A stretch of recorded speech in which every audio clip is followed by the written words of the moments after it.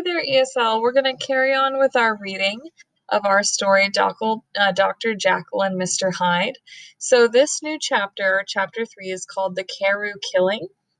So let's go ahead and dive in and find out a little bit more about our friend Mr. Hyde.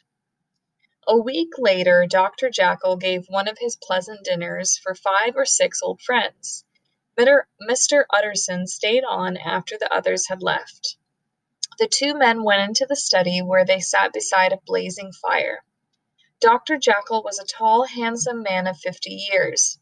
His pleasing smile and kind eyes showed that he was quite comfortable and glad to be with his old friend. "I have been waiting to speak with you, Jekyll," began Mr. Utterson. "You know that will of yours?" A stern look crossed Jekyll's face for a moment.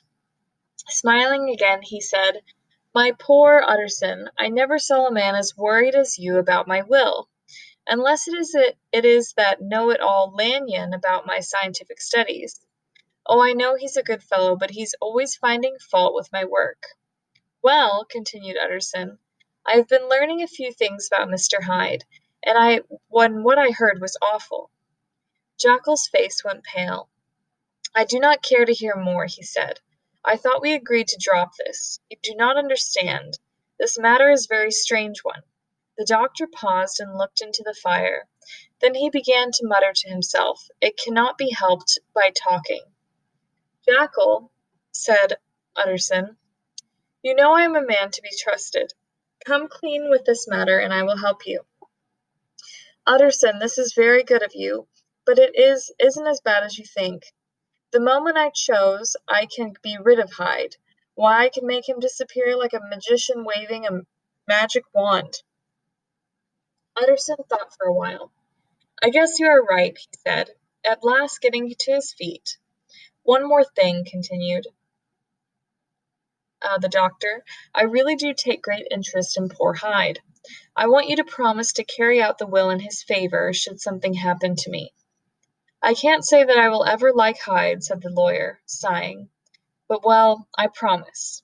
Nearly a year later, in the month of October, London was startled by the cruel killing of a highly respected citizen. A maid saw the awful crime. One night, while sitting by her window, she noticed a handsome gentleman walking down the lane. Another small man was approaching from the other direction. As the two came closer, she saw that the small man was Mr. Hyde. He had once visited her master, and she did not like him. As the men talked, Mr. Hyde began fiddling with his heavy cane. Then all of a sudden he broke out into a great flame of anger. Stomping his feet, he swung the cane and hammered the man to the ground. The night was filled with the sound of breaking bones, as Mr. Hyde continued to beat the poor man, who lay groaning in the street. At the horror of these sights and sounds, the maid fainted. When the woman awoke, she called the police. Next to the body, they found half the cane, which had broken under the weight of such heavy blows. On the body there was a sealed, stamped envelope, bearing the name of Mr. Utterson. The letter was brought to Mr. Utterson early the next morning. The lawyer dressed quickly and took a carriage to the police station to look at the dead man. He went into the cold gray room and glanced quickly at the beaten body. "Yes," said he, "I know him. I am sorry to say that this is Sir Danvers Crewe." "Good gravy, sir!" exclaimed the officer. "Perhaps you can help us find the killer." He told Mr. Utterson what had happened and showed him the broken cane. Mr. Utterson's eyes widened. Broken and ragged as it was, he recognized the cane as one that he himself had given to Henry Jekyll many years before. Utterson thought for a moment. "If you will come with me, I will take you to his house." The men went to the address that Hyde had given the lawyer. The street was dark and dirty. Ragged children were begging for a coin, and people were staggering into the local bar for a morning drink. A wicked-looking old woman answered the door. Her manners were excellent. "Scotland Yard," said the officer, "we wish to see Mr. Hyde's rooms." One could see it was a thrill for the woman to hear this. "Ah," she muttered, "he is in trouble."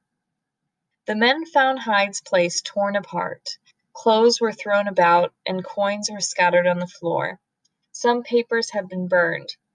From the ashes, the officer pulled a part of a checkbook. The other half of the cane was found behind the door. The officer was thrilled. "Hyde is in our hands now," he shouted. "He has money in the bank. All we must do is wait for him to cash a check." But this was not to happen, and Utterson remembered Jackyll's words. Perhaps, thought the lawyer, the magician had waved his magic wand.